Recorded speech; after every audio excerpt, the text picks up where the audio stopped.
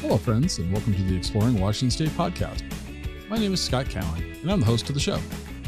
Each episode, I have a conversation with an interesting guest who is living in or from Washington State. These are casual conversations with real and interesting people. I think you're going to like the show. So let's jump right in with today's guest. All right, well, welcome back to this episode of the Exploring Washington State podcast. My guest today is Rochelle Robinson, and Rochelle is here because she is on the board of directors for the Cascadia International Women's Film Festival. And it's that time of year again for the festival. And this year, Rochelle drew the short straw and has to talk to me. And Rochelle, you're board of directors, you're the secretary, but you work at Western, and you also run something called Hamlet. Oh, that's fun. I had no idea you knew that. Yeah. And so basically, if I look at your LinkedIn, so we do a little research here. So basically what it says here, you're an undergrad major coordinator in psychology at Western Washington University. Yes. And you went to Western. Mm-hmm. And I'm going to let you take it over from there. And what does my audience need to know about you that I just didn't share? Wonderful. Thank you so much, Scott, for having me on today. I'm so excited to talk about Cascadia. And you're right. I work at Western, which is, this is a Washington State podcast, so everybody knows what Western is, right? Liberal arts university up in the corner of Washington State, about 15,000 undergraduate and graduate students. Beautiful, beautiful campus. I went back to school in my late 20s, did a little bit of a life restart and got a degree in psychology and creative writing, and I never left. I was doing some research in the department in the psychology department, and a job became available, and now it's been 7 years. So okay. It's been a beautiful ride, and I'm a big fan of Western. Was really grateful to go back and get those degrees. But I also did get a degree in creative writing, and during that time, while I was back at Western, I became really invested in the local writing community. We have a phenomenal bookstore, Village Books, in Fairhaven, that hosts community writing groups for all genres. And back then, it was like 10 years ago when I got started, I was in the fiction writing group and made some of my lifelong friends in this group. But I also learned a lot about how difficult it can be to be a fledgling writer, to be stepping out for your very first time, submitting to publications. And so in 2019, I co-started a literary journal specifically for Washington State. And initially it was for just the counties around here, Bellingham, Whatcom, Skagit, and San Juan County. And then a couple years ago, we opened it up to the entire Pacific Northwest, Idaho, Oregon, Washington, and BC. And yeah, we call ourselves Hamlet Literary Journal, and we're on our 9th issue. And it's been a wild ride. We've had the best time. I have a staff of 2 editors, friends I met through the writing group. And that's the whole point, is just creating a soft landing place for Pacific Northwest writers to get started in their publishing career. That's definitely where I spend a lot of my outside of work, outside of Cascadia time, is with Hamlet. All right. I kind of did this out of order, but now I just pulled up your bio on the Cascadia website. I'm going to share a little bit more here because I thought this was written. I chuckled at this. To me, I found some humor in this. Good. So Rochelle Robinson, she/her, is a screenwriter, previous co-owner of a female-led production company, Talking to Crows. Interesting name, by the way. Mm-hmm. Rochelle's been a resident of Bellingham for more than 30 years, graduate of WWU, good old Western. Yep. You've already talked about your degrees, but this is the part I really liked. She's written stuff, filmed stuff, learned stuff, lost stuff, and you've even optioned stuff. How does one option stuff? Because I've got a lot of stuff, and if I can get rid of it by optioning it, I want to learn. This was a specific reference to a screenplay that I co-wrote that was optioned with a production company. And so it was more in the vein of screenwriting optioning than broader optioning. But if that is possible, I also too want to learn. I'll do some research. I kind of thought that's what it was. So that's very cool. So you've been in Bellingham a while. Yeah. Cascadia Film Festival. I'm just going to call it Cascadia. I'll probably call it That's a bunch good. of things throughout the whole episode. But the film festival has been going on now and I don't have it right in front of me. How many years is the film festival going on now? 2025 will be our 9th festival. 9th year. And how long have you been on the board? This is my 2nd year. 2nd year. And what brought you, why you have an abundance of time? No, I mean, in all seriousness, what drew you to being involved with the festival and then ultimately taking another step and being on the board of directors for it? Absolutely. Yeah. You said it when you were reading my bio. I was a part owner of a female-led production company here in Bellingham, Talking to Crows. And we, throughout the years, partnered with Cascadia. We did some work for them. We did some events with them. And then one of the other owners decided to join the board. And during that tenure, while she was on the board, took on a specific role, specifically the Director's Party, which is an event that happens on the Saturday night of our festival. And it's where we get to celebrate all of our short and feature film directors. And we get to come together. We get to really be all in one place. You know, a film festival, you're going a million directions. I mean, yeah, everyone's going to be in a theater together, but then you're moving to the next place. There's not a ton of time outside of the parties and the events where you get to chat and where you get to really learn more about each individual director and their vision and their passion, their next projects, etc. So we started doing the Director's Party, and because I was a part of Talking to Crows, I was able to help with this Cascadia event for a couple years. And then when my friend and former colleague left the board, I took that seat. Okay. And so it was a really nice transition, and I still do the Director's Party to this day. Okay. All right. So it's the 9th year of doing this. And I think last year when I talked to Cheryl, she kind of gave a lot of backstory. And I'll be, Cheryl, if you listen, I'm sorry I didn't go back and listen to our episode before recording this one. So I did. Okay. Okay. Uh-oh, we're in trouble. But I probably asked some of these questions last year. I still think they're relevant questions to a listener now. How many films this year? So we have 7 features, as well as film from our featured guest, and that is Viva Verde, Yvonne Rousseau's featured film that we're going to be watching. I'm so excited. And we have more than 20 short films. Okay. I think we're at 23 or 24. So we'll have 3 short film programs, and then 8 feature programs during the festival this year. Besides the films have to be women-led, what other criteria are there to submit and be considered as a film for this film festival? So, yes, it has to be directed by a woman. And there are no other requirements as far as the composition of the rest of the production team. It just is required that it is directed by a woman. It could even technically be written by a man, but it must be directed by a woman. And there are restrictions as far as like when it had to be completed, like when the film was finished, because we want to make sure that films that are being submitted are new and that they haven't been like lingering around for many years. So we want to be continually opening up opportunities for new film. And it's an international film festival. So we accept film from the entire world.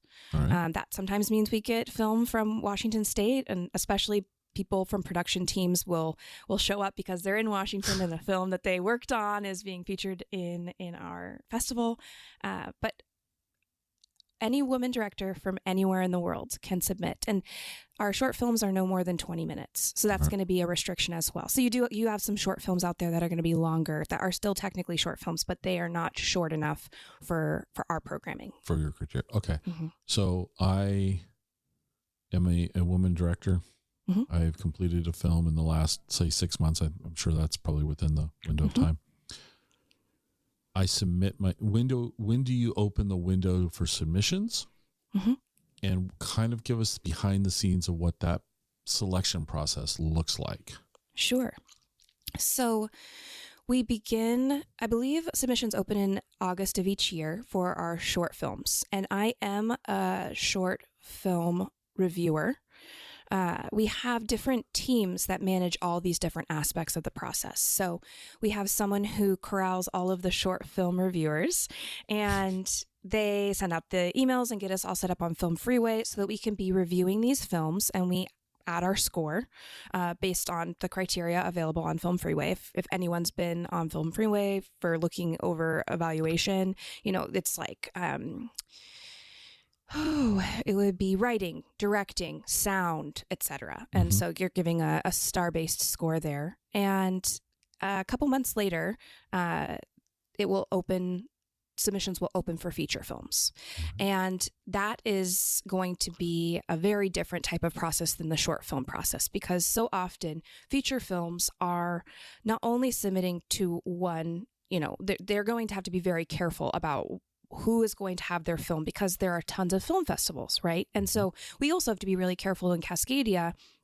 A short film could be in our film festival and at the Seattle Film Festival, or the Vancouver Film Festival, and it wouldn't be a huge impact. But you're not necessarily going to want to have the same feature films at these very close in proximity festivals, even though our festival is about female directors, which is quite different than the focus of these other festivals. We have to be very thoughtful about what that looks like, not only for creating diversity for film goers and film viewers, but also to help widen that net of who is moving forward with being showcased at a festival, because we're very passionate about sharing untold stories, and so sometimes that means that a film will have been scooped up by SIF, and that means that we're going to move forward with a different film. Right. And so there's a committee that specifically works on feature films.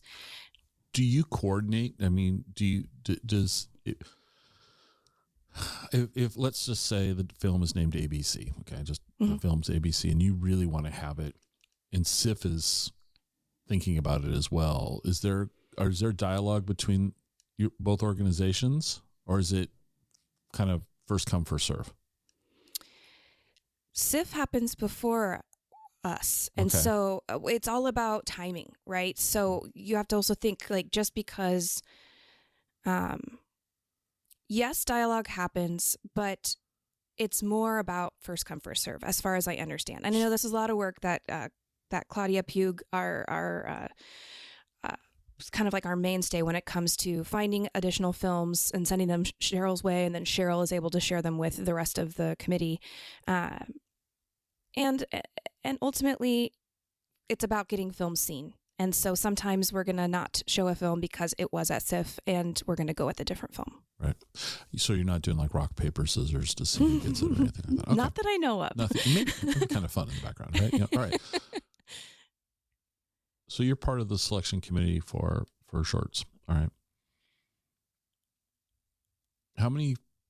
Approximately, how many films did you screen this year? They try and keep the commitment to about 2 hours. Okay. And it doesn't necessarily matter that I'm a board member. I was on the viewing, in the viewing group for a short film long before I was on the board or part of Cascadia. And so I've just continued forward with that. And so I only probably viewed 10 short films. Okay. But we had, I don't know, 80. We get a lot of films that come through. And I actually don't know how many we had submitted this year. But I got to view 10, and a couple of the ones that I got to view are in the film festival. All right. I'm pretty excited about it. I want you to think about those two specific films. We don't need to name them yet, but just those two specific films. Sure. So this is how I envision it happening. You get access, and you're looking at these basically on a computer screen, right? You're not watching them on your TV. Correct. Or are you? Nope, I'm watching them on my computer. You're watching them on your computer. So you're probably sitting there, comfortable clothes, big tub of popcorn, the oversized soda that we think, I'm kidding you. But, the point is, what do you do? What's the process for watching a film with the idea of critiquing it versus just the idea of consuming it? Such a great question. And I think that this is a practice that I have to exercise even just in my normal viewing life. As a film lover, as a storyteller, I look at most things through an analytical or creator lens. And so I have to really turn that part of my brain off intentionally, just even in my own viewing, in my own digestion of entertainment. So when I'm going specifically in to evaluate a short film, I just choose not to turn it off, is really how it works for me. Okay. And it actually can be pretty quick because story cohesion is something that we all know. It's something we all understand.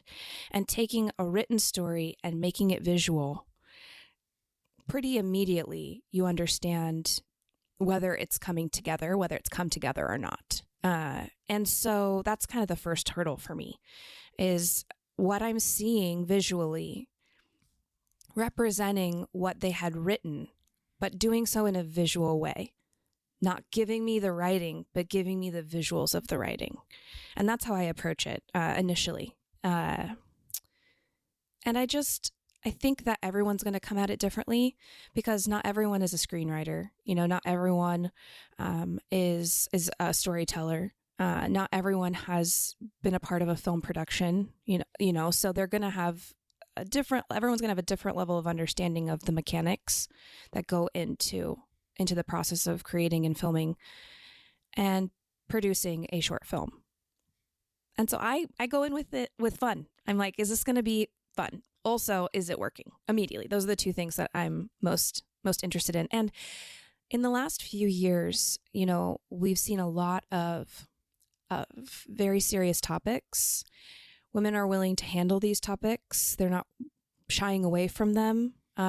They're seeing them as untilled earth, gold undiscovered, and they're the discoverer. They are willing to do that work, to do that unearthing. And that has lent itself to some really heavy and heady topics. And what I'm excited for this year is that we're seeing deep, important, heady topics handled with a bit of humor. We're going to have a little bit of levity to the programming this year.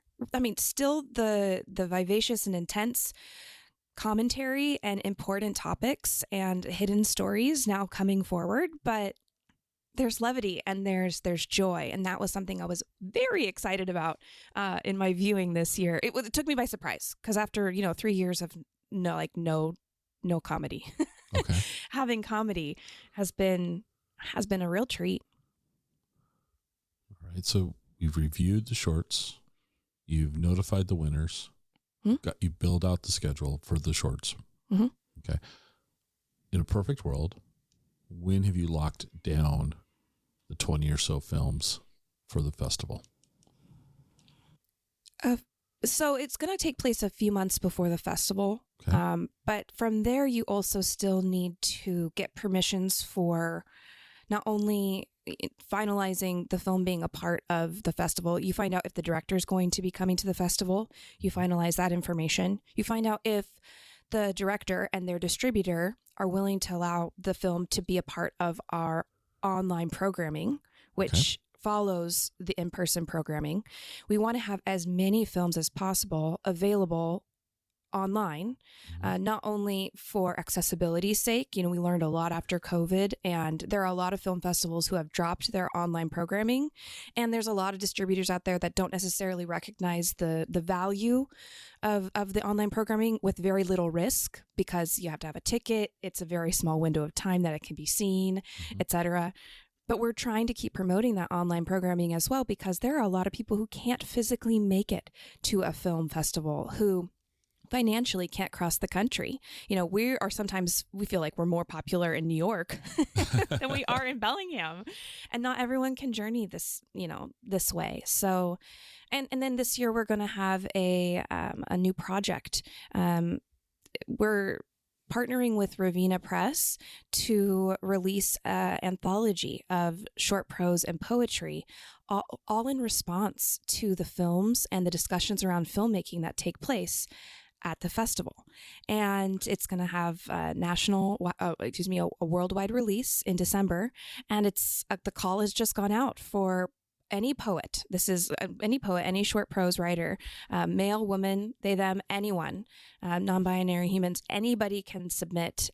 So much of what we do is all about women, but we really wanted to understand the impact from all peoples, what it was like to view these films. And so to have that online programming allows more people to participate in this open call for the anthology stills.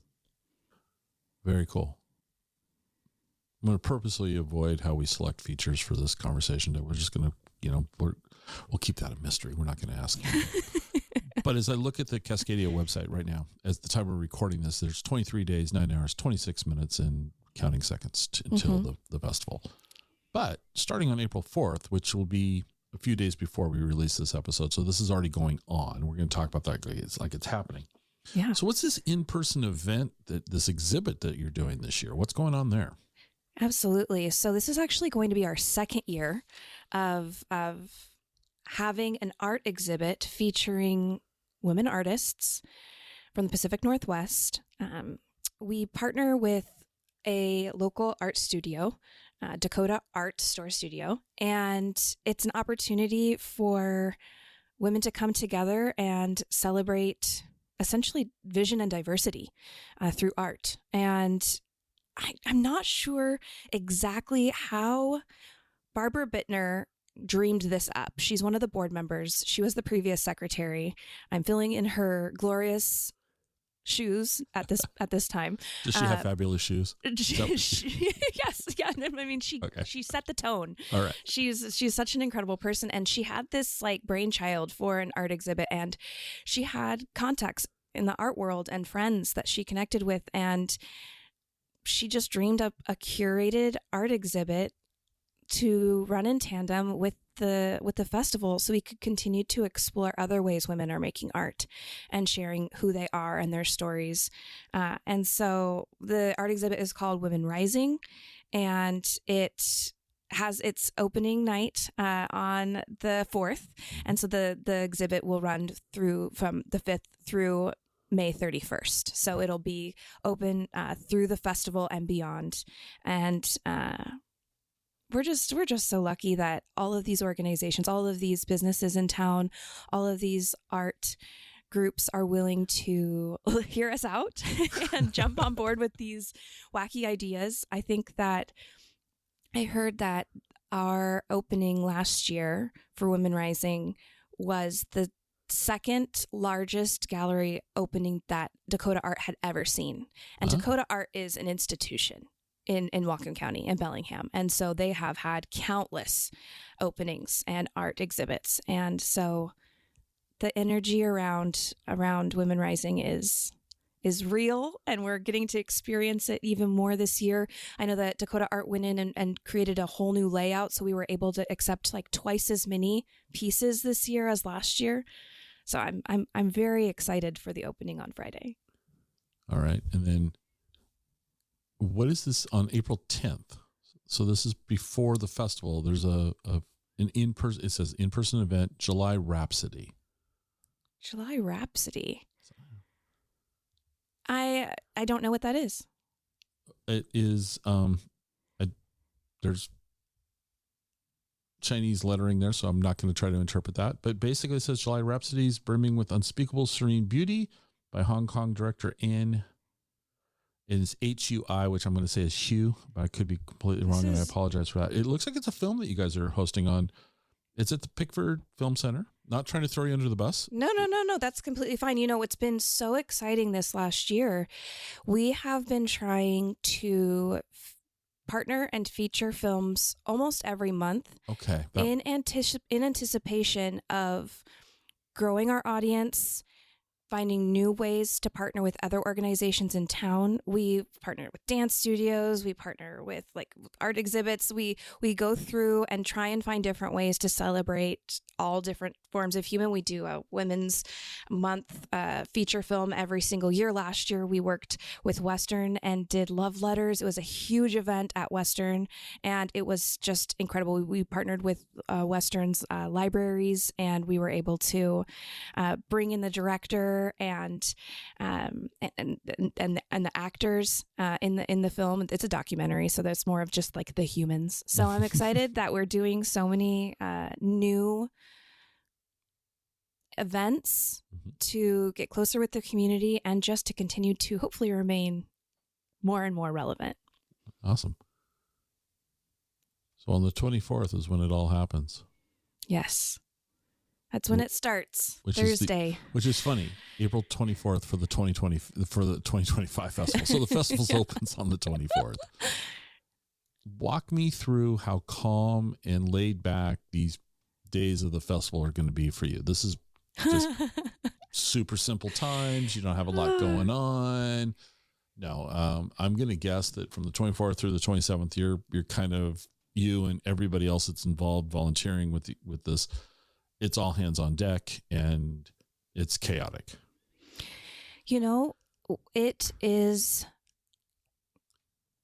It's both. It has its moments of being really relaxed and enjoyable and also chaotic. And I think that's because Cheryl has created such an incredible team and we all have different roles to play. We have a board of 12 and we have interns and we have a couple staff members and we have so many volunteers from the community. And so everyone is doing their piece. They're placing their piece of the puzzle to bring it together. So there will be some days that are really hectic and other days that are less hectic for me specifically. So like Thursday's going to probably be less hectic for me. We'll have the opening day party and then we'll do our film programming and then we'll have our opening evening party. We love parties and we have a good amount of them. And then Friday will be a very long day. And so it'll just be a long day of programming, a long day of connecting and support. And then we'll have our honored guest event that night, which is always quite a big and exciting production with a Q&A to follow as well as a dessert reception. And so Friday's a good long day, but Saturday is the big day for me because I host the director's party. I'm hosting it this year at Mercado del Bonta, and Julia and Francisco are the owners, and it's like an Italian meets New York City deli style space, and they do just like mountains of focaccia and charcuterie boards, and so I have been able to partner with some really amazing humans this year for this director's party, but that's going to be a big day for me because I'm hosting that event. Okay. Along with all of the films that we'll try and see. That's the thing about being a board member, though. That's the thing is you don't get to see all the films and you just have to accept that. All right. Because you've got other tasks, you've got other responsibilities, but luckily there are a lot of us and everyone's working so hard. So I'm going to put you on the spot with this question. Sure. For you personally, what film are you looking forward to seeing this year? Well, I have a few that I'm extremely excited to see this year. This is just where you got to pick. One. Just one. I'm going to hold you to this. Normally I'll let you slide, but no, this is going to be just, what's the one? And it's just for you. It's like this, the one you're excited, you really want to see. May I choose one feature and one short? All right. Since you asked okay, thank you. Wonderful. So the short I'm so excited to see is They Call Me the Tattoo Witch. Directed by Lindsay Nyman. It's a short documentary, and it follows a tattoo artist in Vietnam, Hanoi, Vietnam, who specializes in tattooing over scars and other uneven aspects of the skin, which is a rare find to that you would find any type of tattoo artist willing to place their art over a scar. And it's the themes around reclaiming one's body, reclaiming one's autonomy, of coming to terms with injury or illness through this art. I'm so excited. I can't wait to see that one. Okay. And what's the feature? The feature that I have a few that I'm really excited about. Like I said, we've got some heady topics, but handled with some generosity and with some levity. The one I'm most honestly excited to see is Viva Verde, which also happens to be the featured our honored guests film. And Yvonne Rousseau is a producer and a director, an actor, writer, has pretty much done it all. This film specifically is a little bit outside of her, what seems to be her wheelhouse. She has worked a lot on Indigenous projects. This one specifically is set in a home, like a retirement community for artists, humans that are opera singers or sculptors or painters who are still very much actively engaged in their craft and are taking on young aspiring artists to mentor them. And just it looks beautiful. I love watching the overlap and how young and old come together to continue art. I don't think we nearly have enough representation of this right now in our shows and in our movies, even in our books. And so I'm just really excited to see the energy of all of these retired humans just still getting it and just making this gorgeous art and then bringing in new students. Yeah, I'm really excited for Viva Verde. Yeah, this is really kind of cool. I'm just looking at this. I hadn't looked at it before, and the guests of the Verde are age 77 to 107. Yep. That's very cool. I think. Can I just say one more? All right. Only because it's about Seattle. Okay. Okay, so there is. I know, right? I gotcha. So there's a documentary called Dandelion, and it is directed by Fiona Obertinka, and it's a true event that happened in the 70s in Seattle. And it was when Youth Advocates, which was an activist group that worked with LGBTQ youth, worked in tandem with Seattle's social services to place LGBTQ youth in queer homes. And so it looks at the way that social groups can come together to create even more safe spaces for our most vulnerable populations. And so I'm really excited. I didn't know anything about this, and let alone that it was happening in Seattle in the 70s. And so I'm pretty excited to see this film as well. I'm looking at the poster for it on the website. And, there's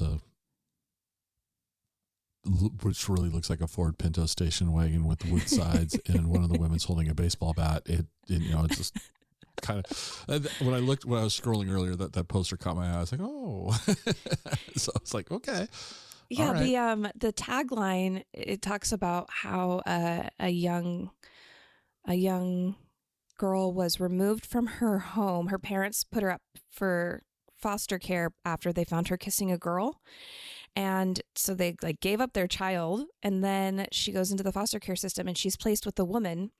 And the tagline talks, it's like, but she's not who she thought she'd be. And it kind of sounds ominous, but I think that's intentional. So the idea of a woman with a bat, I think it plays into this suspense that they're trying to create around this story. And I like that. That's a fun way to look at it. All right. So then after the 27th, the festival switches to online. Mm-hmm. Beginning May 1st. Yeah, May 1st through the 11th. So it is a short window, but it's a much bigger window than... Mm-hmm. Okay. And so this is open up, and how can people view the films online? So we have a pass that allows all access to the festival as well as online access. The pass includes all aspects of the festival. There is just an online pass as well for anyone who cannot make it to Bellingham, who isn't going to participate in the parties and be able to view the films live. The online pass is available then for anyone who just wants to remote in. I'm reading the kind of like on the sales page, if you will, the order page, right? So can you watch a film more than once online? Or is it a single viewing?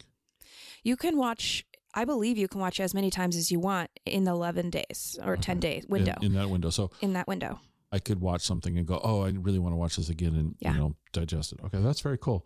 Cause that's one thing about going to the theater. It's like, you're watching it in the, right. And then you want to go back and what are you?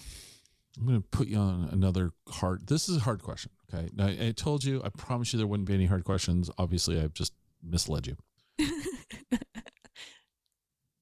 What are you worried about for you during this festival this year? Got any? Are you nervous about anything? I mean, hosting a party, does that make you nervous? Like that terrifies me. I'm not ever going to be the host of. It's funny, I have this podcast where I can sit and talk, but no, in person, oh no. I think that this is my 4th year participating in the director's party, and I am feeling really confident about that. Okay. I'm doing less this year than I did last year. Last year, I created the entire charcuterie board myself, which was like this huge mountain of like cheese and bread and meat. And I don't have to do that this year. So that feels fantastic to have. And how did last year's come out? Oh, it went phenomenal. Okay. We had it at Ponderosa Beer and Books off on Rotor down toward the water. And Jesse, the owner, is phenomenal. And it was a fantastic space. We had so much sweets left over. Our DJ was amazing. We do a dance party during the director's party. And so it's just a really great time to just let loose basically at the end of the festival. We just have Sunday left. And last year, our honored guest was Catherine Hardwicke, the director of Twilight. And so everyone was just like on cloud 9. Okay. And so I'm feeling really good about this year's director's party. I am an introvert. And so I require a lot of recharge time, and 4 full days of being on is a lot. So am I nervous about that for the festival? I'm nervous about that for life. That's just how I enter most days. I understand. So, and there's a lot of interacting. There's a lot of conversations, and I sneak away and I take naps. So, all right, there's nothing wrong with that. we got to do what we got to do. Right. Well, this is very cool. I love the fact, this is one thing about me getting to, have conversations with people doing stuff around the state. I'm really always pleasantly surprised by the passion and creativity that people have within their community. So Bellingham's got a lot of really cool things going on there. Almost every community has really cool things going on if you take the time to look. And then to have a conversation with somebody. So I really love what you guys are doing. I think it's wonderful that, and you've found a focus that is, I don't want to say unique, but it's a little more niche down, right? It absolutely is. And there are not very many film festivals that only feature women directors. Right. And which seems weird to me, by the way. I mean, I guess when I think about film, I do think it's probably more heavily male. Oh, it absolutely is. Especially, we saw a huge dip last year. We went down to 12% of films directed by women from 16, and then from 18 the year before. So we're seeing a dip. We got 2022 at 18%, or maybe that was 23. That was such a huge boon. But we're back down to 12 from 24, and that's disheartening. Yeah, that is a little. And could that be a byproduct of the economy, the times? I don't know. It just seems like I rarely go see movies in the theater. Okay. I really, that's just neither here nor there, but I'm not a huge film person, right? Mm-hmm. But when I was talking to my son and then he laid it out for me, the gaming industry, they spend more money on building a game than they do on, a new Bond movie. Right. And I'm not saying Bond movies are great. I'm just saying they're expensive, right? Yes. Okay. And yet games cost more and make more than a movie does. And I'm just found that to be very because growing up as a kid, movies were, and I'm much older than you, but growing up as a kid, we didn't have cable TV. Right. Because it didn't exist. It's not like it didn't have, it just didn't even have the option. So if I wanted to go see a Bond movie, I'd have to go see it in the theater, and maybe it would come out on one of the broadcast channels with 6 million commercials in it, but didn't have the opportunity for distribution like we have now with millions of channels. And it used to be an event. It used to be an event. Going to the movies was an event. And now it's like, I can just watch it at home and, anyway, but I guess the thing is, I'm a little surprised by that number being as low as it is too. Okay. Mm-hmm. I think if you would have told me it was 25% women, I'd be like, wow, that's more than I thought, but 12 seems lower. So I'm like 1 out of 5 sounds like 20% would be like, oh, okay. Right. But it's interesting that the industry is just, shifting. And there's a trickle down to that too, because the less women are directing, the less women are involved in the rest of the mechanism of filmmaking. Right. When a woman is behind the camera, when a woman is directing, she's more likely to hire a woman writer, a woman cinematographer, producers, etc. Are going to be coming together much more readily. So we see a lot less women involved in film when women aren't directing. Right. Film adjacent. Mm-hmm. Have you by chance watched The Studio on Apple TV? I haven't. I don't have Apple TV. That's one of the streaming services I don't have. So I've watched a couple of episodes, and the camera is swinging around a lot. It's hard. It's visually hard for me to watch. Okay. And then his character is it's like, just please shut up. I mean, it's just too much. But it is interesting the way they're portraying the film industry in these first couple of episodes. I was just, if you get a chance, since you like film, you may hate it, you may find it humorous. It's designed to be, they're calling it a love letter to Hollywood, and I don't know. I don't think I'd call that a love letter. Anyway. Okay, and I do, and that's the thing about this idea of a love letter to Hollywood, or how we view Hollywood, and it's through a male lens. And so that would be quite interesting probably to watch, because it might just be reaffirming what I already know and what I already believe. I'm so curious what our world will look like when women are at the forefront of storytelling. Okay. So, we're going to transition. I love that. You're helping me out. Let's talk about Hamlet for a couple of minutes. Yeah. How did you come up with the name Hamlet? And it's Hamlit, folks. I'm not saying Hamlet like Shakespeare. Correct. Hamlet. Yeah, I was a manager at Barnes & Noble a million years ago. Okay. And some of my friends loved to write. I was writing, and I was like, well, what if I start a little journal, and we call it like Bellingham Literature? And then I was like, oh wait, what if we call it Hamlet? And so it was born like 10 years before it actually arrived. And I kept the name. The person that I started the journal with liked the name as well. And it's literally just a take on Bellingham literature. Mm-hmm. You love Washington.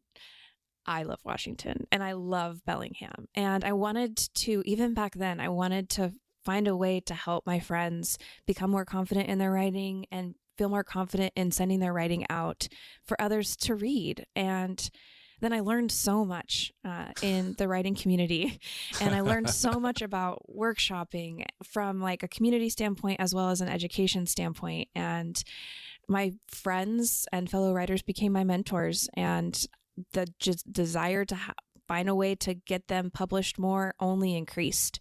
And so the origin of Hamlet was always the same. And it's just so beautiful how time can allow things to flourish and come to fruition, even if it's outside of our timeline.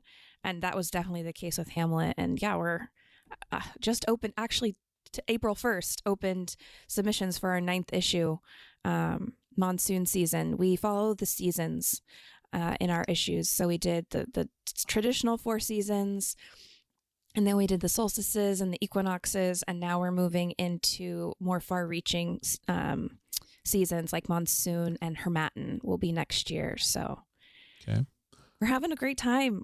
just the community is just growing. We've published over 50 authors and poets, and I'm working right now with an author who is publishing her first short story collection, and she was published in the very first issue of Hamlet. And so full circle, 5 years later, now she's publishing her first book, and it's being a part of people's stories in this way is literally the dream. It's very cool. And it's very easy. I mean, starting a project, It Not is kidding. actually. Okay. No, like you kind of just have to start, but having the quality that I wanted to have as far as our graphics go and our website and the process for submission, as well as just the building of the community, that is where the work is, right? Okay. So I have a question, and I'm not trying to be. Let me ask my question. Sure. And I'm reading here on the guidelines. By submitting, you attest that all work is original and in no way utilizes AI word processing, i.e. ChatGPT. Does that mean that an author could not use something like Grammarly to clean up their prose? Editing is different than writing. Okay. So origination, writing something yourself is one piece of the process, right? Mm-hmm.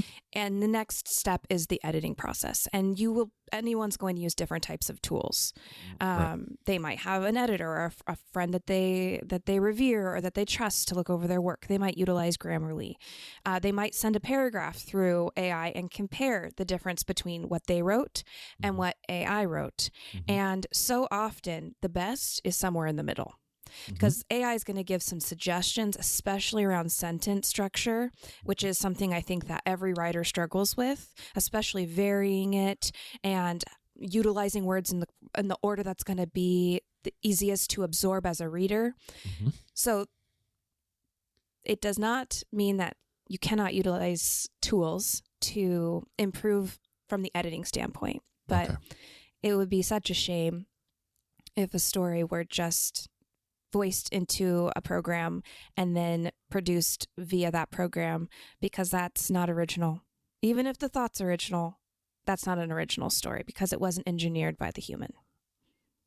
What steps do your reviewers take to check content now for AI? It's pretty easy. You can put something in and ask computers if it's AI generated. Mm-hmm.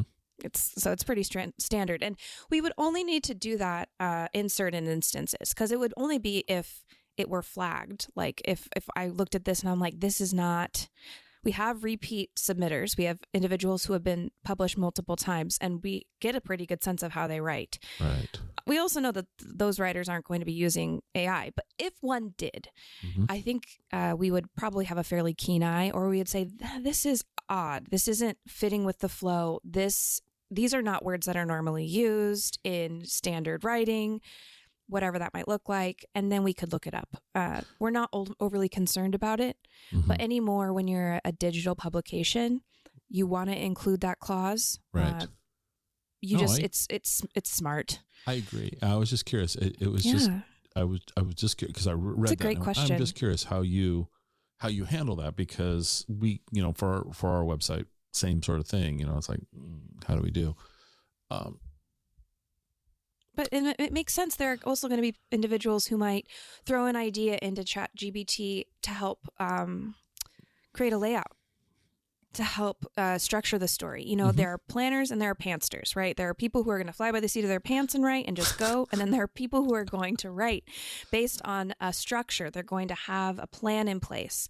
And sometimes like a pantster, someone who would normally just go for it, is like, I need to map this out, but they don't know how. And it can take many years to learn how to format a short story. And so I could see someone utilizing tools in that capacity, but then going through and writing the story themselves. I don't want to create any type of shame around utilizing the tools that are now available to us. And I also just want to keep encouraging people to trust their own voice. Mm-hmm. I think I like that and that statement, because having confidence to express yourself, whether it be in written word, speech, painting, whatever, you have to learn how to trust yourself and to have confidence that what you're putting out is good enough to be put out, even if it's not great. We all start somewhere, right? Absolutely. And I think the only way that we get better is you can practice in private. I don't think you necessarily get as I don't think you develop as quickly as if you practice in public. No, you don't, and you don't develop a skin either to learn what feedback to take and what feedback to leave. And this applies to writing. This applies to filmmaking. Right. You know, it's when we don't have people in our corner that we can reference, that can support us. When we don't have people to look to inspire us, and we're doing it all in a closed circuit. You know, we're not going to grow. And this can be said for, you know, we can look at the lack of female directors and how that keeps other female directors from progressing maybe as quickly as they could, because they don't necessarily have the networking group. They don't necessarily have the mentor. They don't necessarily have the support that they could have if they were a male director. And when you're talking about writing, the same is said for anyone who hasn't yet found their writing group, who hasn't found a workshop that they feel safe in, who is only in a workshop of people who think that giving feedback is rewriting someone's story, right? And so helping to inspire people to trust and honor their own voice. It spreads to every single aspect of art. And we just need to keep championing, especially the voices that are less heard, that are less listened to, that are forgotten, that are erased. I well said.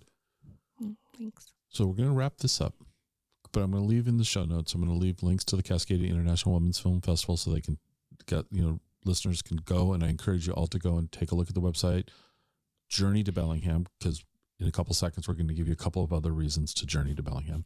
But also, I'm going to put a link to Hamlet in there as well, so that people can check it out. And because I do believe that journals like yours and other things are incredibly valuable to people to help them get started. Get that wheel moving, and then it begins to pick up speed. And picking up speed is important. And so I drink a lot of coffee, which transitions into the question I ask every guest. So in Bellingham, where's a great place for coffee? There are a few answers here, but I'm just going to choose one because I know that's your jam. Well, I might let you. It's coffee. We could talk the rest. We could talk for hours on coffee, but let's just go with one. Where's your go-to? Okay, so I think that the best cup of coffee in Bellingham is at the coffee shop, which serves Hammerhead Coffee. It's right across the street from our co-op down on Holly. And they also do in-house biscuits, like biscuit sandwiches, which is like a custom offering that they have that's just them. And it's a fully local business. Hammerhead was around for so long, and then the owners moved on, and Mitch and Meredith took over the coffee shop and have made it their own while also honoring Hammerhead's legacy. And it's just a freaking good cup of coffee. Like, pour over. Their drip is phenomenal. They do like a coffee smoothie, but I personally love like a split shot caramel latte with like coconut milk. That's my jam. That's for you, huh? Okay. That's for me. But I also would love just a straight Americano from there, because it's just they pull their shots perfectly. Now you mentioned biscuits, which is food, but and there's nothing wrong with biscuits. There's nothing wrong with biscuits at all. Anyway, but how about lunchtime? Where's a great place to grab lunch in Bellingham? Well, my favorite food in Bellingham is Fairhaven Poke. Okay. It's obviously in Fairhaven, and it's just this little shop that has the most fresh poke. And I have a lot of food allergies, so I have to be really careful about the food I eat, and they are super allergy friendly. Okay. They even have vegan options for individuals who don't want to eat fish. But yeah, no, their ginger shoyu is to die for. And everyone who works there is kind, and it's a easy space to eat in or just like to walk around. Downtown Fairhaven, historic Fairhaven is beautiful, and you get to a certain edge and you can see water, and it's just, the shops down there are amazing, and the businesses are hanging in strong. And so yeah, Fairhaven Poke is my favorite food in Bellingham. A close second would be Dumpling Girls food truck. at Goods, which is a watering hole in the Fountain District. It's a food truck, and they have bao buns. They have obviously dumplings. I like the spicy chicken noodle soup because, like I said, I have allergies. Right. And the family who runs the business, they are so wonderful, so delightful, and it's like the most fresh, most delicious. Oh, dumpling girls. Okay. Try it. All right. Now, I warned you when we did the pre-interview call. I don't know what this question is. I know, but you agreed you'd play along, right? I will play along. Yes, I agreed. I'm not taking that back. The question is, you have to answer it. Okay. And you have to give your reason why. Okay. All right. It's a very simple question. You ready? Yes. Cake or pie? Pie. Pie because of the fruit. Okay. Because of the freshness, I think, for me. Cake is very heavy, and I love cake. No, but pie. No, it's cake or pie? Pie. Cake or pie? It's pie. All right. It's pie. What type of pie? Key lime pie. Key lime pie. Okay. I also love a lemon meringue. Oh, solid. Or solid. like a cherry. Cherry is also divine. Okay. But the brightness, the freshness, that's what I love about pie. Do you bake pies? If I want to eat pie, I have to bake the pie. Okay.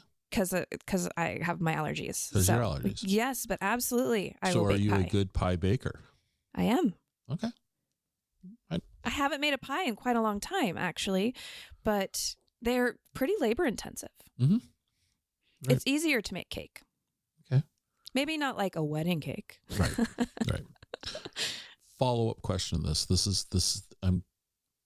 I've been proven wrong lately. So, my premise is that your decision is based on your childhood.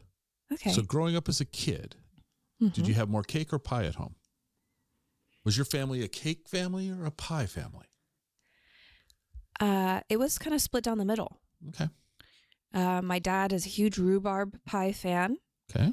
My sisters both love cake. Interesting. All right. And my mom likes chocolate. So whatever the chocolate is, give the chocolate. She's got a chocolate sweet tooth. Okay. But I always asked for like a birthday. I asked for like angel food cake, like spongy with strawberries. It's like a strawberry angel food cake situation. Right. So even as a child, I didn't ask for pie, but maybe because you don't think of birthday and pie very often. No, not really. It's just, my premise was, I think people's decision, if you will, their answer, is based on what they grew up with. And I'm being proven that I don't think that's actually holding up very well. Now, what I get a kick out of in your answer is that you answered very quickly.